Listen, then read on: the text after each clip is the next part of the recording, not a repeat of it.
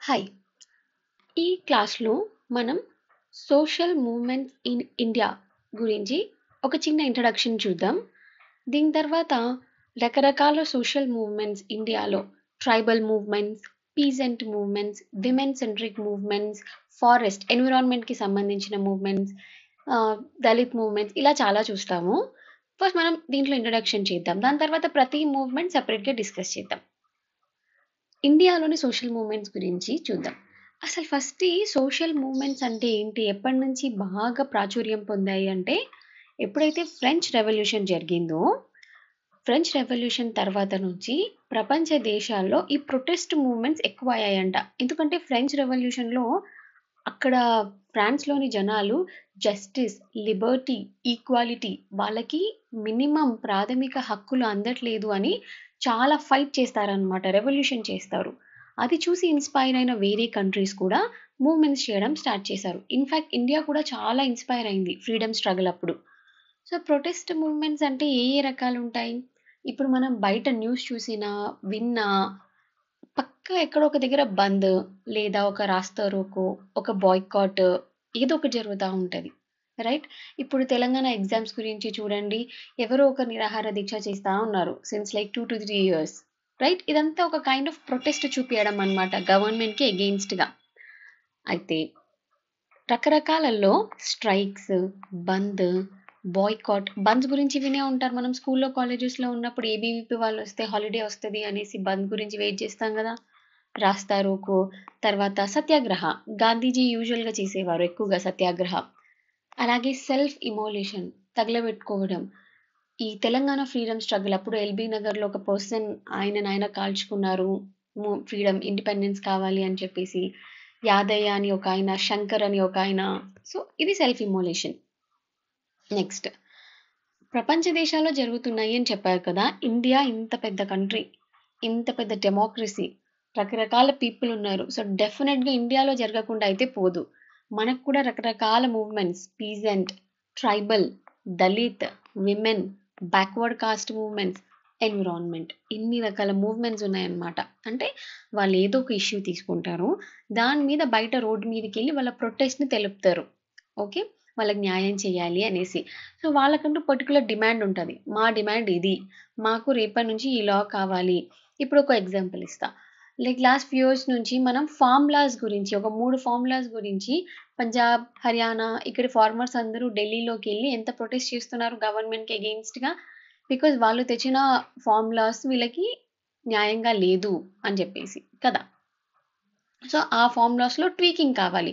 కొన్ని మోడిఫికేషన్స్ కావాలి. ఆహ్, జనాలు లైక్ మినిమమ్ సపోర్ట్ ప్రైస్ మాకింతివ్వండి.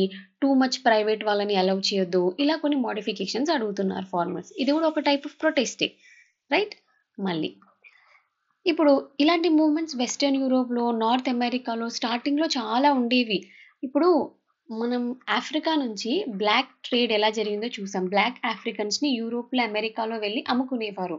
దాని తర్వాత దాని మీద తీవ్రమైన ప్రొటెస్ట్ జరిగి దాన్ని బ్యాన్ కూడా చేశారు. అలాగే యూరోప్‌లో విమెన్స్‌కి ఓటింగ్ రైట్స్ గురించి ఓన్లీ మగవాళ్ళకే ఓటింగ్ ఇచ్చి విమెన్‌కి ఇవ్వలేదు. ఎందుకు? వాళ్ళు కూడా ఈక్వల్ హ్యూమన్ బీయింగ్స్. దాని కోసం గొడవ. అలా ప్రొటెస్ట్ చేసి వాళ్ళు ఓటింగ్ హక్కులు సాధించుకున్నారు. సో, ఇవి సోషల్ అండ్ పొలిటికల్ మూవ్‌మెంట్స్ అన్నమాట. అయితే ఇక్కడ ఏం చెప్తున్నారంటే, పేరుకి సోషల్ అండ్ పొలిటికల్ మూవ్‌మెంట్స్ అనేవి వేరుగా కనిపిస్తున్నాయి. పేరు బట్టి కదా! ఇప్పుడు పొలిటికల్ అంటే మనకేమనిపిస్తది? గవర్నమెంట్, పవర్ రిలేటెడ్ లెజిస్లేషన్ వీటి గురించి అనిపిస్తది. సోషల్ అంటే ఎన్విరాన్మెంట్, సొసైటీ, విమెన్ అలా. కానీ ఈ రెండిటిని మనం అస్సలు విడదీయలేము. It's very difficult to depoliticize the social movements. ఎందుకు చెప్తా చూడండి. ఇప్పుడు విమెన్‌కి ఓటింగ్ రైట్స్ కావాలి అనేది ఒక ప్రొటెస్ట్ మూవ్‌మెంట్ అనుకోండి. వుమెన్‌కి ఓటింగ్ రైట్ అయితే అది వుమెన్ మూవ్‌మెంట్ లాగా ఉంది. సోషల్ మూవ్‌మెంట్ లాగా ఉంది. కానీ ఓటింగ్ రైట్స్ దేనికి సంబంధించింది? పాలిటీకి సంబంధించిందే గదా! కరెక్ట్? గవర్నమెంట్ ఫార్మ్ చేయడానికే గదా ఇది. సో, ఇప్పుడు దీన్ని మనం సోషల్ మూవ్‌మెంట్ అందామా? పొలిటికల్ మూవ్‌మెంట్ అందామా? రెండిటిని డిఫరెంట్ జేయడం చాలా కష్టం. మీరు అలాగే ఎగ్జాంపుల్ ఏదైనా తీసుకోండి. రీసెంట్‌గా 33% విమెన్ రిజర్వేషన్ కోసం ఫైట్ చేశారు. కదా! 33% విమెన్ రిజర్వేషన్ విమెన్ కోసం అడిగారు. ఎక్కడ? మనకి పార్లమెంట్‌లో, లెజిస్లేటివ్ అసెంబ్లీస్‌లో. అగైన్ అది వుమెన్ మూవ్‌మెంట్ లాగా అనిపిస్తుంది. బట్ దేనికోసం? పొలిటికల్ పవర్ కోసం. అలా అన్నమాట. So, you cannot differentiate. ఏ దానికి క్లియర్ ఆబ్జెక్టివ్స్ ఉంటాయన్నమాట. సో ఇండైరెక్ట్గా చెప్పాలంటే క్లియర్ ఆబ్జెక్టివ్ ఉండి క్లియర్ డిమాండ్స్ తెలుపుతున్న ప్రతి సోషల్ మూవ్మెంట్ ఒక పొలిటికల్ మూవ్మెంటే అని చెప్తున్నారు. ఓకేనా? Next, social movements in India natures and features. Social movement అంటే ఏంటంటే సొసైటీలో జరుగుతున్న ఒక మూవ్మెంట్. అంటే ఒక గ్రూప్ ఆఫ్ పీపుల్, ఒక కలెక్టివ్ గ్రూప్ ఆఫ్ పీపుల్ వచ్చి బయటికి వచ్చి వాళ్ళకంటూ ఒక ఇష్యూ ఉంటుంది, దానికి కొన్ని డిమాండ్స్ ఉంటాయి, మాకు ఈ డిమాండ్స్ కావాలి, ఇది సొల్యూషన్ అని చెప్పి వాళ్ళకి కావాల్సింది సాధించుకుంటారు. ఇది కొత్తగా ఏమైనా వింటున్నామా అంటే లేదు. These are very old movements, ఎప్పటి నుంచో ఉంటున్నాయి. ఓల్డ్ మూవ్మెంట్స్ ఎక్కువ దేని మీద ఫోకస్ చేసేదంటే ఎకనామిక్ రీడిస్ట్రిబ్యూషన్, స్టేట్ పవర్ మీద. ఇప్పుడు మనం వెస్టర్న్ యూరోప్లో, అమెరికాలో, డిఫరెంట్ యూరోపియన్ కంట్రీస్లో చూస్తే డబ్బున్న వాళ్ళ దగ్గరే ఎక్కువ వెల్త్ కాన్సన్ట్రేట్ అయి ఉంది. మిగతా వాళ్ళకు కూడా ఆ మనీ అంతా డిస్ట్రిబ్యూట్ చేయాలి, దాని మీద ఎక్కువగా మూమెంట్స్ జరిగేవి ఒకప్పుడు. లైక్ ఇప్పుడు మార్క్సిజం, క్లాస్ స్ట్రగుల్ గురించి మాట్లాడతారు, అందరికీ ఈక్వల్గా ఉండాలి రిసోర్సెస్. అలాగే స్టేట్ పవర్, ఎవరిని గవర్నమెంట్లో ఎక్కించాలి, దాని మీద మూమెంట్స్ ఎక్కువగా జరిగినాయి ఓల్డ్ టైమ్స్లో. అదే కొత్త టర్మ్స్లోకి వచ్చాం మనం, పోస్ట్ ఇండిపెండెన్స్, మోడర్న్ టైమ్స్లో మూవ్మెంట్స్ ఎక్కువ దేని గురించి మాట్లాడుతున్నారు? క్వాలిటీ ఆఫ్ లైఫ్ని ఇన్ఫ్లుయెన్స్ చేసే మూవ్మెంట్స్. అంటే మనం ఎకాలజీని ప్రొటెక్ట్ చేసుకోవాలి, చుట్టుపక్కల సరౌండింగ్స్ని. ఇప్పుడు ప్లాస్టిక్ బ్యాన్ గురించి మూవ్మెంట్ వచ్చేస్తుంది, లేకపోతే ఎలక్ట్రానిక్ వేస్ట్ గురించి మూవ్మెంట్ వస్తుంది, climate change movement, green house gases తగ్గించాలి అని. అలాగే సివిల్ అండ్ పొలిటికల్ రైట్స్ గురించి, ఇప్పుడు మనము లీగల్ రైట్స్ గురించి బయట గొడవలు చూస్తూ ఉంటాము. తర్వాత విమెన్కి పొలిటికల్ పవర్ గురించి గొడవలు చూస్తున్నాము, జెండర్ ఈక్వాలిటీ గురించి మూవ్మెంట్స్ చూస్తున్నాము, అందరికీ సోషల్ జస్టిస్ ఈక్వల్గా రావాలి, పువర్కి, మిడిల్కి, రిచ్కి అలైక్గా ఉండాలి సోషల్ జస్టిస్. సో కొత్త మూవ్మెంట్స్ ఏమో ఎక్కువగా క్వాలిటీ ఆఫ్ లైఫ్కి సంబంధించినవి ఉన్నాయన్నమాట. సో ఈ కొత్త మూవ్మెంట్స్ ఇంకా ఏమంటున్నాయంటే ఎక్కువగా ఇండస్ట్రియల్ క్యాపిటలిజంని ప్రమోట్ చేస్తూ కనిపిస్తున్నాయి అన్నమాట కొత్త మూవ్మెంట్స్. అంటే మనం మూవ్మెంట్స్ని రెండు రకాల కేటగిరీస్లో చూడొచ్చు, permanent in character, temporary in character. కొన్ని మూవ్మెంట్స్ ఏమో కొత్తగా వాటిల్లో టెంపరరీ ఇన్ క్యారెక్టర్ అనమాట, వచ్చిపోతూ ఉంటాయి, వాళ్ళకంటూ ఒక మ్యాండేట్ ఉంటుంది related to industries, industrial and capitalism, దాని గురించి గొడవ చేస్తారు, అది అయిపోగానే వెళ్ళిపోతుంది, మళ్ళీ దాని గురించి మాట్లాడరు. వేరాస్ కొన్ని పర్మనెంట్ మూవ్మెంట్స్ ఉంటాయి, కొన్ని వందల ఏళ్ల నుంచి, కొన్ని వేల ఏళ్ల నుంచి నడుస్తున్నవి, సిన్స్ సెంచురీస్ అండ్ మిలీనియా. అవి ఎలాంటివి చెప్పండి? ఎథ్నిసిటీ, జాతికి సంబంధించినవి, రిలీజియన్కి సంబంధించినవి. రిలీజియస్ గొడవలు ఎప్పటి నుంచి చూస్తున్నాం మనం? బుద్ధ టైమ్స్ నుంచి చూస్తున్నాం, అవును కదా? అప్పటి నుంచి ఏదో ఒకటి నడుస్తూనే ఉంది. అలాగే విమెన్ గురించి చూస్తున్నాం, రిగ్వేదిక్ టైమ్స్ నుంచి చూస్తున్నాం, విమెన్ గురించి ఫైట్ చేసేవాళ్ళు, వాళ్ళ రైట్స్ గురించి. భక్తి మూమెంట్ చూసాము, రాజారాం మోహన్ రాయ్, ఈశ్వర్ చంద్ర విద్యాసాగర్ వాళ్ళది చూసాము. దాని తర్వాత ఇప్పుడు మన మోడర్న్ టైమ్స్లో నర్మదా బచావ్ ఆందోళన్, చిప్కో మూవ్మెంట్, ఆపికో మూవ్మెంట్, ఇవన్నీ కూడా కదా. రీసెంట్గా 33% రిజర్వేషన్, లేటెస్ట్ వన్. అలా. సో కొన్నేమో పర్మనెంట్ ఇన్ క్యారెక్టర్, కొన్నేమో వాళ్ళ ఆబ్జెక్టివ్ తీరగానే పోయే క్యారెక్టర్, టెంపరీవి. అయితే there's a person called Ghanshyam Shah. ఈయన ఒక బుక్ రాశారు, సోషల్ మూవ్మెంట్స్ ఇన్ ఇండియా. దాంట్లో ఇండియాలో జరిగే సోషల్ మూవ్మెంట్స్కి కొన్ని పర్టికులర్ ఫీచర్స్ ఉన్నాయంట మిగతా కంట్రీస్తో కంపేర్ చేసి. అవేంటో ఒక లిస్ట్ రాశాడు. సో మనం ఆన్సర్ రాసేటప్పుడు ఇవి హెడ్డింగ్స్ లాగా రాస్తే చాలా బాగుంటుంది. సో ఆయన ఏం చెప్తున్నారంటే ఇండియాలో జరిగే మూవ్మెంట్స్ కొన్నేమో మన సొసైటీలోని స్ట్రక్చర్, సొసైటీలో లెవెల్స్, స్ట్రక్చర్, హైరార్కీ ఎలా ఉందో దాన్ని మార్చడానికి ట్రై చేస్తున్నారు. కొన్నేమో పొలిటికల్ పవర్ కోసం, గవర్నమెంట్ని ఇన్ఫ్లుయెన్స్ చేయడానికి, కొంతమంది లీడర్స్ని ఇన్ఫ్లుయెన్స్ చేయడానికి, ఇన్ఫ్లుయెన్స్ చేసి వాళ్ళకి కావాల్సింది సాధించడానికి అలాంటివి జరుగుతున్నాయంట. సో సింపుల్గా కొన్నేమో సొసైటల్ కాజెస్ కోసం జరుగుతున్నాయి, కొన్నేమో పొలిటికల్ పవర్స్ కోసం జరుగుతున్నాయి, అట్లా. ఇప్పుడు చూడండి, మనం ఫీచర్స్ చూద్దాం. ఘన్శ్యామ్ ఏమేమి చెప్పారు, ఇండియాలో మూవ్మెంట్స్ ఎట్లుంటాయంట. First, continuity or permanence of the movements. ఇండియాలో కొన్ని పర్మనెంట్గా ఎప్పటి నుంచో వస్తూనే ఉన్నాయి. ఎలాంటివి?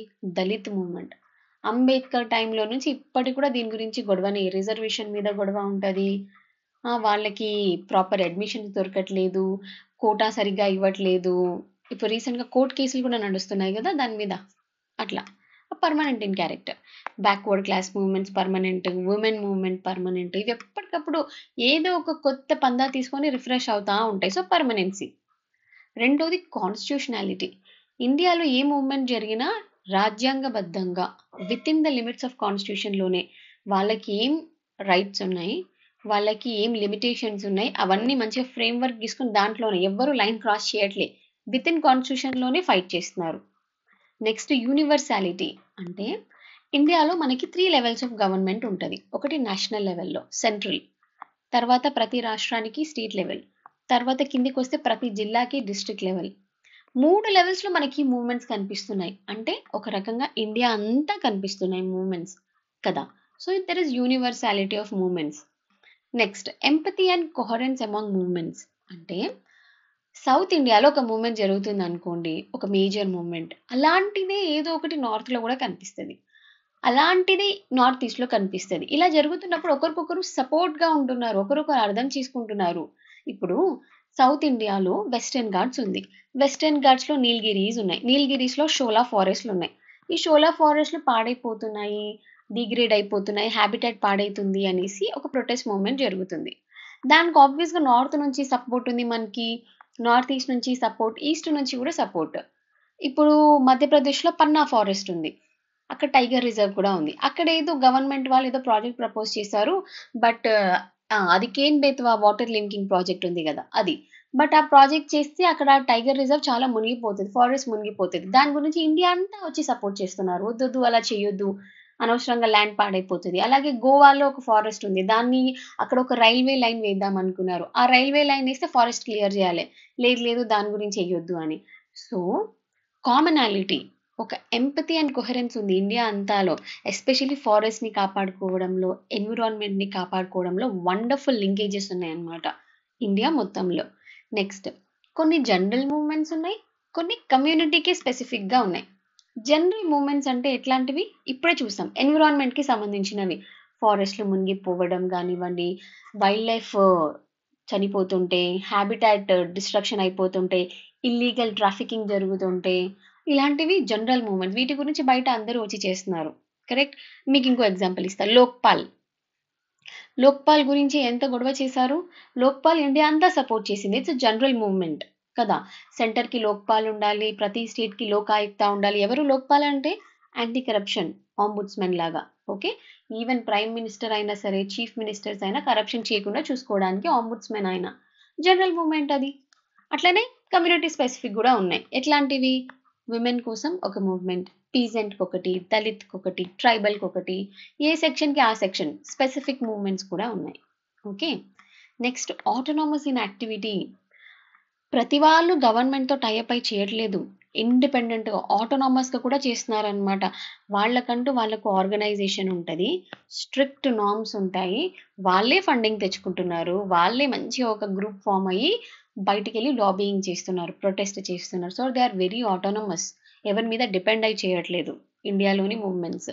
Next generate leadership. ఈ గ్రేటెస్ట్ సోషల్ మూవ్మెంట్స్లో గ్రేటెస్ట్ లీడర్స్ కూడా బయటికి వస్తున్నారు. మీరు ఆలోచించండి, ఏమైనా ఇండియాలో మూమెంట్స్ గుర్తొస్తున్నాయా మీకు? మనం గుజరాత్లో నర్మదా రివర్ కాపాడడానికి దాని మీద వాటర్ ప్రాజెక్ట్ ప్రపోజ్ చేస్తే ఎంతో మందికి డిస్ప్లేస్మెంట్ అవుతుంది, ల్యాండ్ పోతుంది అని చెప్పేసి రీహాబిలిటేషన్ కోసం నర్మదా బచావ్ ఆందోళన్ జరిగింది కదా. దాంట్లో మెయిన్ లీడర్ ఎవరు, మేధా పట్కర్ కదా. మళ్ళీ మనకి చిప్కో మూవ్మెంట్, అడవుల్లో చెట్లని అన్యాయంగా నరికేస్తున్నారు అనేసి ప్రతి ఆడవాళ్ళు వెళ్ళి చెట్లని కౌగిలించుకున్నారు, చెట్టుని నరికేయాలంటే ముందు మమ్మల్ని నరికేయండి అని. దీనికి లీడర్ ఎవరు, Sunderlal Bahuguna, greatest leader, right. మళ్ళీ ఇంకేం చూద్దాం, లోక్పాల్. లోక్పాల్, లోకాయుక్త, దీనికోసం అప్పట్లో anti corruption movement greatest leader ఎవరు, అన్నా హజారే. ఆయన శిష్యుడే ఎవరు, ఈయన ఢిల్లీ చీఫ్ మినిస్టర్ ముందున్న ఆయన పేరేంటి సడన్గా గుర్తురావట్లేదు నాకు, మొన్న జైలుకి వెళ్ళి వచ్చాడు కదా, what is his name. Okay, నాకు సడన్గా ఆయన పేరు గుర్తు రావట్లేదు. బట్ ప్రీవియస్ ఇప్పుడు అతీషి అని కొత్త చీఫ్ మినిస్టర్ వచ్చారు కదా, ఒక ఆవిడ. బట్ ఆయనకు ముందు, అరే ఆయన పేరు ఎందుకు గుర్తు రావట్లేదు, అంత ఫేమస్, ఐమ్ సో సారీ, నాకు సడన్గా స్ట్రైక్ అవ్వట్లేదు. ఎనీవే, సో ఆయన కూడా ఒక లీడరే అనమాట, offshoot of the movement. ఒకసారి ఆయన పేరు చూడండి, Arvind Kejriwal. I'm so sorry. I don't know why I forgot his name. Anyways, ఇంకోటి, aim for course correction and provide alternative strategies of development. ఈ సోషల్ మూవ్మెంట్స్లో వాళ్ళు ఒక క్లియర్ ఆబ్జెక్టివ్స్, క్లియర్ డిమాండ్స్తో వస్తున్నారు కదా. ఒక గుడ్ థింగ్ ఏంటంటే సొల్యూషన్స్ కూడా వాళ్ళే చెప్తున్నారంట. మాకేం కావాలో మేము చెప్తున్నాం కదా, మీకు మేము ఐడియాస్ కూడా ఇస్తాం, సొల్యూషన్ కూడా చెప్తాం, మీరు అది ముందుకొచ్చి మాకు ఇంప్లిమెంట్ చేయండి చాలు. సో వాళ్ళే ఆల్టర్నేటివ్ స్ట్రాటజీస్ చెప్తున్నారంట ఇండియాలోని సోషల్ మూవ్మెంట్స్లో. Next, classification of social movements in India. మనము డిఫరెంట్ గ్రూప్స్ లాగా సెగ్రిగేట్ చేయొచ్చు జరిగే సోషల్ మూవ్మెంట్స్ని. పీజెంట్ మూవ్మెంట్స్ అని చెప్పొచ్చు, బికాజ్ ఎవరి ఇంట్రెస్ట్ వాళ్ళకు ఉంటాయి. ఇప్పుడు పీజెంట్ మూవ్మెంట్స్ అంటే ఏంటి? Farmer movement. ఇందాక ఫార్మ్ లాస్ గురించి మనం చూసాం కదా, వాళ్ళకి మినిమం సపోర్ట్ ప్రైస్ ఎక్కువ రావాలి అని చెప్పి, టూ మచ్ కార్పొరేటైజేషన్ అవ్వకూడదు, మండీలో మంచిగా వాళ్ళకి లింకేజెస్ ఉండాలి, ఇలాంటివి పోస్ట్ హార్వెస్ట్ లాసెస్ కవర్ చేయాలి. ఇవన్నీ ఫార్మింగ్ స్పెసిఫిక్ అన్నమాట. వాళ్ళ ఇంట్రెస్ట్ని అగ్రిగేట్ చేసి ఒక సెక్షన్ వాళ్ళు ప్రొటెస్ట్ చేస్తున్నారు. తర్వాత ట్రైబల్ పీపుల్వి, వాళ్ళ ఫారెస్ట్ ప్రొడ్యూస్ మంచిగా అమ్మేటట్టు మార్కెట్లో, వాళ్ళకి మంచి schools, education, health care provide చేయడానికి, అలాంటివి. అలాగే దళిత్ మూవ్మెంట్స్, వాళ్ళ రిజర్వేషన్కి, వాళ్ళ అప్లిఫ్ట్మెంట్కి, వాళ్ళ పొలిటికల్ రిప్రజెంటేషన్కి మూవ్మెంట్స్. అలాగే విమెన్ మూవ్మెంట్స్, ఈక్వాలిటీ కోసం, ఈక్వల్ వేజెస్ కోసం, సెక్షువల్ హరాస్మెంట్ తగ్గించడానికి, రేప్స్ తగ్గించడానికి మూవ్మెంట్స్. మనం నిర్భయ చూసాం కదా ఉమెన్ మూవ్మెంట్స్లో. అలాగే దిశ మూవ్మెంట్ కూడా చూసాం కదా. Next, backward class movements, again వాళ్ళ రిప్రజెంటేషన్ సరిగా లేదు, పెంచాలి రిజర్వేషన్ అని చెప్పి. Environmental movement, Chipko movement, Appiko movement, Narmada Bachao Andolan, etcetera. So ఇవన్నీ మనం ఒక్క మూవ్మెంట్స్ డీటెయిల్డ్గా, లీడర్స్ ఎవరు, ఫీచర్స్ ఏంటి, ఇండియాలో ఏం జరిగినాయి, వెరీ ఇంపార్టెంట్. ఇది మీకు ఎస్ఏ రైటింగ్లో, లేకపోతే మీకు ఎన్విరాన్మెంట్ సెక్షన్లో, సొసైటీ సెక్షన్లో అడుగుతారు, అక్కడ రాయడానికి చాలా హెల్ప్ అవుతుంది. సో నెక్స్ట్ క్లాస్లో పీజన్ మూవ్మెంట్స్ గురించి కంప్లీట్గా చూద్దాం. Thank you.